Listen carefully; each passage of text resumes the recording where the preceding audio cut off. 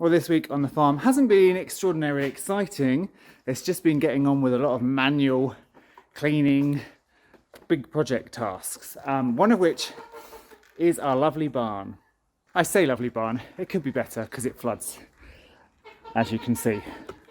But we work with what we've got. And my main thing this week has been mucking it out. So the muck started here, and if I zoom out a bit, I've managed to clean out all of this, and I'm just over to this backside. And you know, some people might say, why haven't you just got a tractor in? You could have hired one to do the job. I don't want to own a tractor because they're costly. But the reason I haven't hired one in is for a number of reasons. The first of which is some days I just want to put my body to work, and so shut off my mind and just get some physical activity. And mucking out is perfect. There's also that sense of achievement once it's done as well. And actually, I don't use the barn very often. This is the first time I've fully mucked it out in 2 years. So I barely use it. So I actually don't mind doing this, mucking it out, taking the muck out. I'm taking the muck out onto the pumpkin patch for next year. And it's quite a monotonous, but nice zen job to do. You know, you put on some music, dig it out, move it. It's quite fun.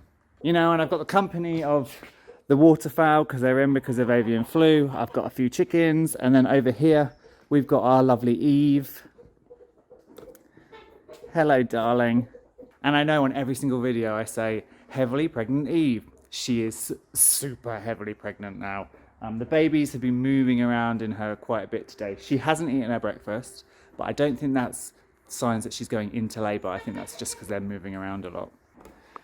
And if you look carefully, you can see in the middle here where her belly sort of then dips in, and then there's a ripple effect across the top, and then it comes back, and that is the little baby.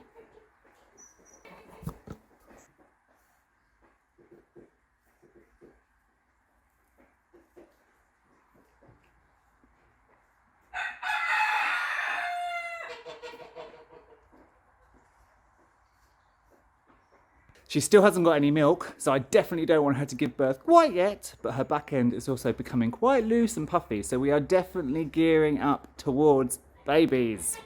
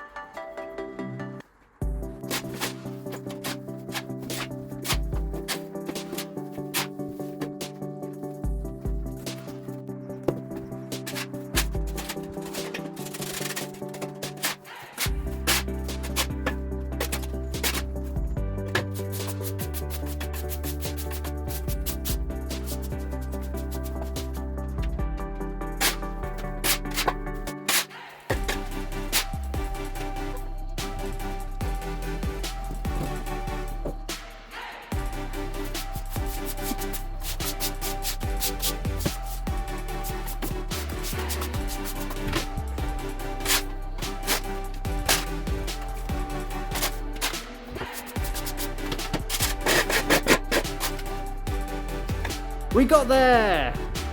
The barn is clear, apart from one tiny patch, which is down here.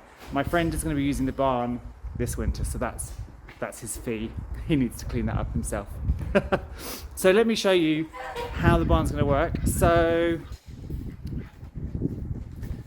this is the entrance to the barn, and this is all going to be the lambing area. I'm going to put a hurdle gate across here, which will just swing back and forth, so we can bring sheep in and out. And then the sheep will have all of this area. I am going to buy some ply boards, outdoor ply, and just block up along here and along here. And then we'll have our bonding pens, so very much like Eve's in over here, we'll have our bonding pens in this corner. And it means the rest of the sheep can be on the camera up there, we can keep an eye on them, and we can have all of our ewes with their lambs, and any sick lambs or anything like that down this side. And then I will reuse the boards that I'm going to get for here as the base to the wildlife hide in the wildflower meadow. And I'll build that in the same way as we built the decking for the cabin back in February of this year.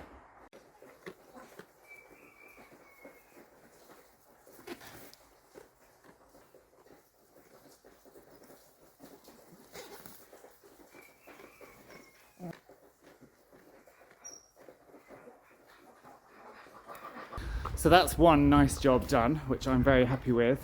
But I also need to get on with some fencing.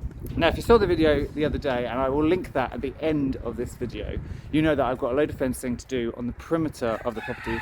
But I've also got lots of fencing to do here in our entrance, our driveway, to keep the animals on that side of the fence. The ground is now finally soft enough to get the posts in. So yesterday I went around and I put all the posts in for the pig pen, and you can see here that most of them are in. I am missing a few of the posts, and when it comes to farrow, I'll move the sows across. There'll be an arc at each end, and the sows will farrow in this sort of main pen before they move back to the rotational pen. The other thing I was going to do yesterday was start to get the gate posts in. So I'm going to have a double gate system here which will go into the main field, and then I've got to have a single gate over there.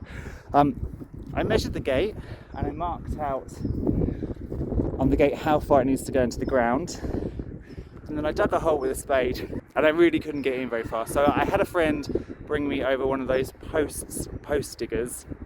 So I'm going to have to manually go a lot deeper, because as you can see, we're probably only 6 inches in the ground yet, and I have to get this gate up to here. So that's quite a long way I still need to dig in, and I need to do 4 of them. So that may be a job for later in the week, because after clearing the barn and whacking some more posts in, I think I'm going to be a little bit manually knackered.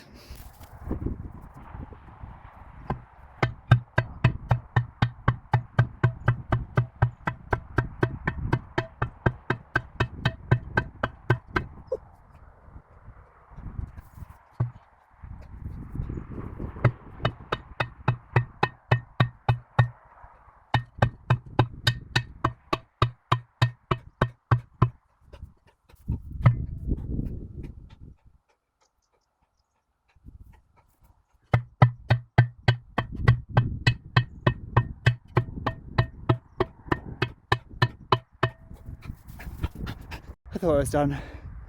I realised that middle post is too high, and what I do is I spray paint on them where they need to go into, and it's still a little bit above, so let's just whack this one in a bit more. Well, that's most of them up, so now you can see there'll be a fence line all along here, but I just want to put in this one as well, so I can lean the gate against it, and that'll kind of give us a look at how it's going to look like when all those gate posts, which I'm definitely not doing today, but once they're all in.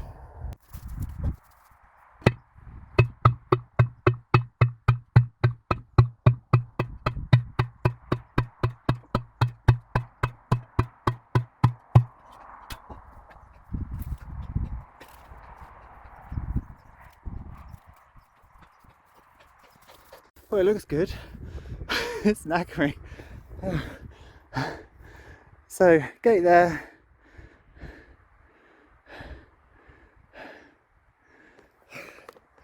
You know how I said earlier in the video I didn't have a tractor because I found mucking out quite zen-like. I would not say no to a mechanical post driver because that is one thing. There's a lot of work. Well, I'm just doing the chicken rounds this morning, and I had to walk past the flower garden to some of the chickens, and look, we have had our first frost because the dahlias are black, or going that way, as is the cosmos, and as are the zinnias. You can see the zinnia jog, that's chicken food. Thank you. You can see the zinnia's leaves have started to go translucent, which means they've been got. And actually, look at the flowers. I mean, a lot of this is rain, but we had rain and then probably frost last night, and it's done. As some of those flowers got knocked by the frost, I thought I would just come and look into the polytunnel. And while most things are all right, you can see it did get the frost. The tomatoes are gone. We've still got a few tomatoes on, so I'm going to leave the tomatoes on the vine for now because we've still got a few. Everything else seems fine. The peppers haven't been touched. I guess they're lower down. Obviously chard is fine. The greens are fine. The lettuce is all fine. And the flowers over the back here, so we've got some cornflowers and some larkspur and some marigolds, again, all fine.